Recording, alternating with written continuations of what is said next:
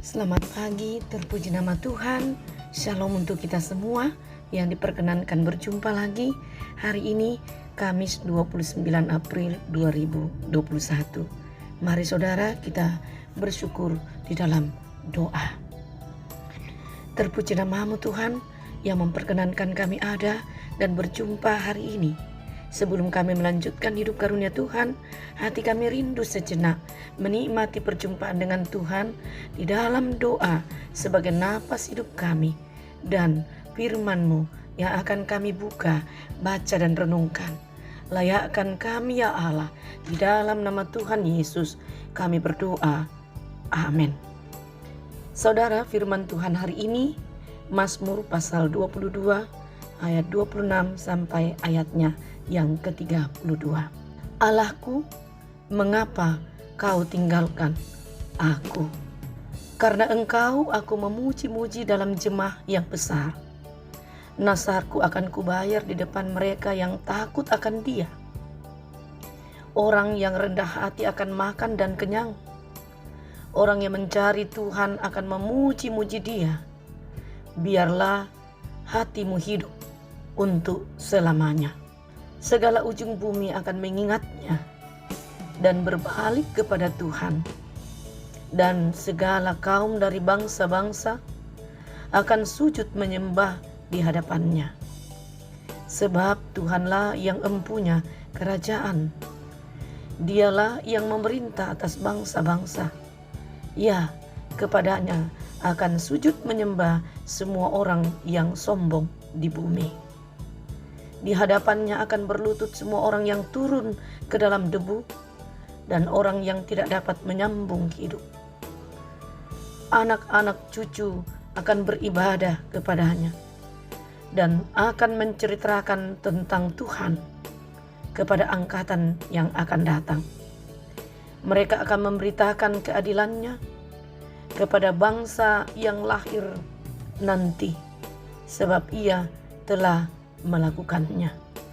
Demikian saudara firman Tuhan yang diperkenankan bagi kita membaca, mendengar, untuk kita pegang dalam kehidupan kita hari ini.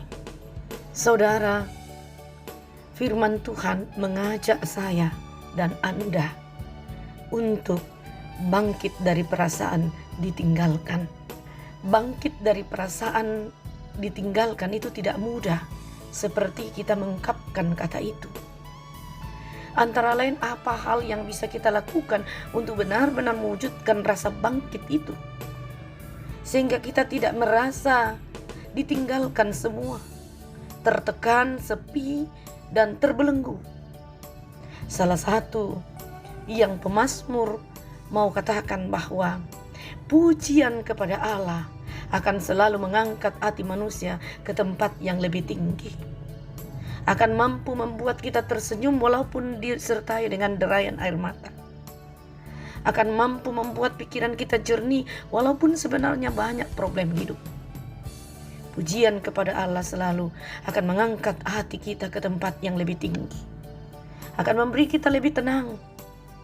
Pujian yang tulus memberikan ruang kepada si pemuji untuk melihat dan meyakini keperkasaan Allah di tahtanya yang maha tinggi. Pada saat yang sama pula, si pemuji akan melihat bahwa persoalan dirinya yang begitu membelenggu dan mengerdilkannya ternyata jauh lebih kecil daripada kebesaran dan kedahsyatan Allah yang ia alami, yang Tuhan perkenankan berikan baginya. Saudara, memang tidak mudah menikmati pujian kepada Tuhan dan dalam kehidupan kita dalam mengalami problem hidup.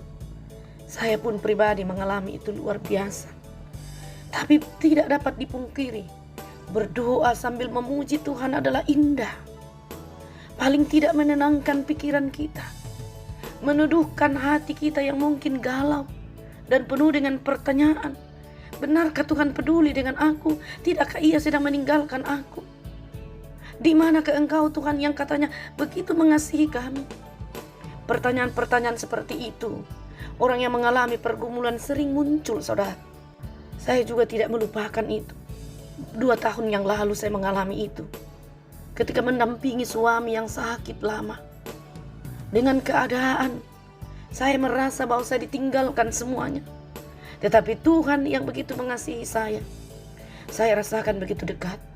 Sampai akhirnya realita yang pahit harus dialami, yaitu dia mengambil miliknya yang berharga dari tengah-tengah kehidupan pribadi. Lalu dalam mengalami duka yang amat dalam itu, justru saya juga mengalami banyak tantangan, saudara, di mana virus pandemi COVID baru datang dan ada di tengah-tengah kehidupan kami, di sekitar di mana saya ada, membuat saya mengalami terpuruk, di mana semua mencekam, semua ketakutan, semua menjadi a priori terhadap segala sesuatu. Disitulah saya mengalami perjumpaan dengan Tuhan begitu dekat, dan hanya saya bisa menikmati ketika saya selesai berdoa secara pribadi dengan keadaan tidak mampu apa-apa. Lalu saya mengalunkan lagu, merupakan ungkapan hati. Tuhan begitu sangat dekat. Tuhan begitu memeluk saya, mengangkat dan menghapus air mata, lalu menjawab. Dan jelas sekali jawaban Tuhan itu. Ketika saya berkomitmen bahwa Tuhan, jikalau Engkau mengendaki aku hidup dan meneruskan pelayanan ini, beri aku kesempatan memberimu yang terbaik, yakni sesuatu yang lain sebelumnya.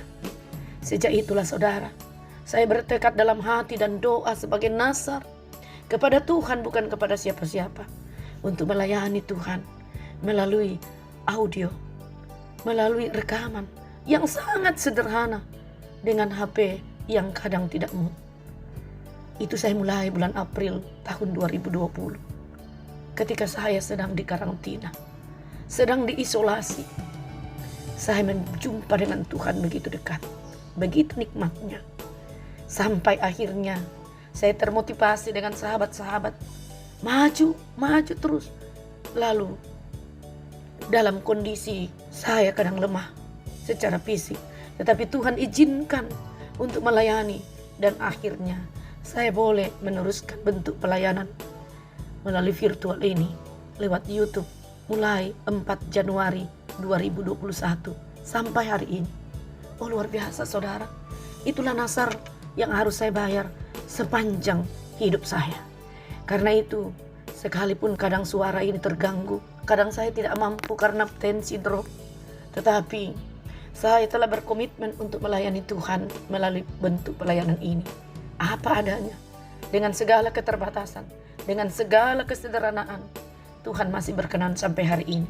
Terima kasih untuk itu. Haruskah saya melihat bahwa Allah meninggalkan kita? Tidak, saudara. Itulah yang juga pemazmur mau katakan, bahwa pada saat yang sama si pemuji akan melihat bahwa persoalan dirinya yang begitu membelenggu dan mengerdilkannya ternyata jauh lebih kecil daripada kebesaran dan kedahsyatan Allah nyata bagi dia. Bagian kedua Mazmur 22 ini adalah pernyataan iman si pemazmur bahwa Allah yang ia sembah adalah Allah yang peduli kepada orang yang tertindas, ayat 25-27, dan yang akan menundukkan mereka yang sombong dan memberontak kepadanya, ayat 30. Karena itu, saudara, pemazmur bangkit dari kegalauannya, kegalauan, ketertekanan perasaan yang merasa diabaikan oleh Tuhan, dan mulai mengajak umat Allah untuk memuji Dia, walaupun mungkin satu sisi sebagai manusia seakan Tuhan meninggalkan kita. Sesungguhnya tidak pernah Tuhan meninggalkan kita. Kadang kita yang terbatas mengukur dan melihat keterdekatan Allah dengan kita, ayat 24. Perhatikan, saudara, apa tekad pemazmur dalam ayat 26? Karena Engkau aku memuji-muji dalam jemaah yang besar, nazarku akan kubayar di depan mereka yang takut akan Dia. Pemazmur mau mengatakan bahwa ia hendak memuji di tengah jemaat. Ia hendak menyaksikan kebesaran Tuhan dalam ibadah raya. Yang kedua, pemazmur katakan, ia hendak membayar nazar di hadapan orang yang takut akan Tuhan. Jadi bukan membayar nazar di sembarangan tempat, tetapi di hadapan orang yang takut akan Tuhan. Berarti yang sungguh-sungguh percaya kepada Allah dan menyaksikan serta mengalami bahwa Tuhan sungguh dekat dan selalu berperkara baginya. Karena itu, kehidupan orang seperti itu tidak akan pernah putus harap, tidak akan pernah tidak mengakui kebaikan Tuhan dalam hidupnya. Membayar nasar adalah menepati janji yang ia ucapkan di hadapan Tuhan. Entah apa nasar si pemazmur saat menghadapi situasi sulit seperti pasal 22 ini. Ayat 24-32 diungkapkan. Ini tidak berarti diucapkan setelah masalah selesai, tetapi justru di tengah-tengah problem hidup, pemazmur bernasar bahwa aku akan terus memuji Engkau. Sekali lagi pemazmur tidak mau tunduk pada perasaan galaunya, pada perasaan persoalan hidup yang dialami, tetapi ia tetap mempercayakan diri pada keadilan dan kekuasaan Tuhan dan menganggap bahwa seolah-olah Tuhan sudah turun tangan memberikan yang terbaik baginya, walaupun secara kasat mata manusia mungkin persoalan belum selesai, tetapi sesungguhnya Tuhan berperkara. Tindakan bersyukur, memuji Tuhan, dan mengajak orang lain menyembah Tuhan adalah sebuah tindakan beriman. Iman saudara berarti bukan hanya mendapat jawaban baru percaya Tuhan, tetapi saat menanti pun sudah mempercayakan diri pada Dia dan sudah melihat dengan kacamata iman bahwa Dia menjawab persoalan dan menjawab harapan pergumulan kita. Penyelesaian yang Tuhan lakukan adalah caranya sendiri yang kadang terbatas mata kita melihat, tetapi dapat merasakan melalui iman. Itulah yang akan mampu menyemangati kita. Seperti yang diungkapkan oleh pemazmur sendiri dalam ayatnya yang ke-32. Bahwa mereka akan memberitakan keadilannya kepada bangsa yang akan lahir nanti. Sebab ia telah melakukannya. Luar biasa saudara. Mengapa pemazmur mau memberitakan kepada semua orang, baik sekarang maupun nanti? Karena Tuhan telah menyatakan perkara itu, jawaban itu terhadap apa yang diharapkan. Sekalipun mungkin dari ukuran orang lain, kita masih terus penuh dengan problem hidup.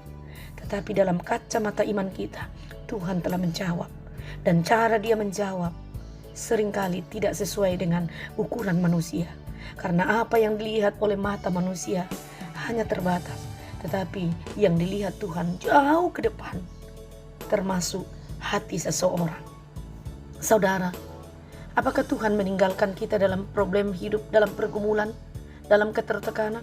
Sama sekali tidak. Karena itu, jangan pernah mencari yang lain.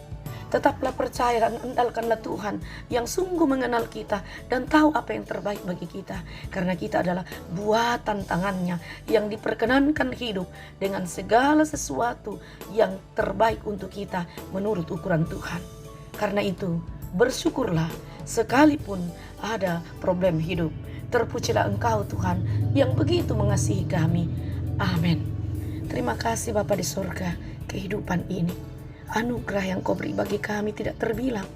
Kami berharap karya, rencana, pelayanan, usaha kami hari ini kami bawa di dalam tangan-Mu, Tuhan yang berperkara dan pasti baik. Kami berdoa untuk seluruh keluarga kami di mana saja, dalam segala keadaan. Mereka kiranya Engkau kasihi Tuhan dan berkati, sehingga kami teduh dalam berinteraksi dan beraktivitas di ladang-Mu. Kami berdoa untuk para orang tua kami yang dalam keterbatasan mereka karena usia. Tolong Tuhan, beri mereka hati yang bersuka cita dalam melanjutkan ketuaannya.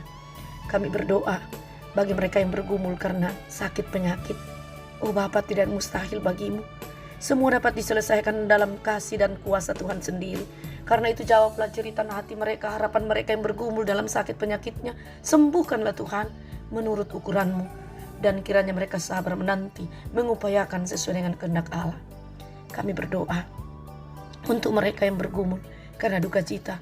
Hiburkan Tuhan, mampukan mereka tersenyum di balik derayan air mata, dan mereka lewati itu dengan kekuatan Tuhan sendiri.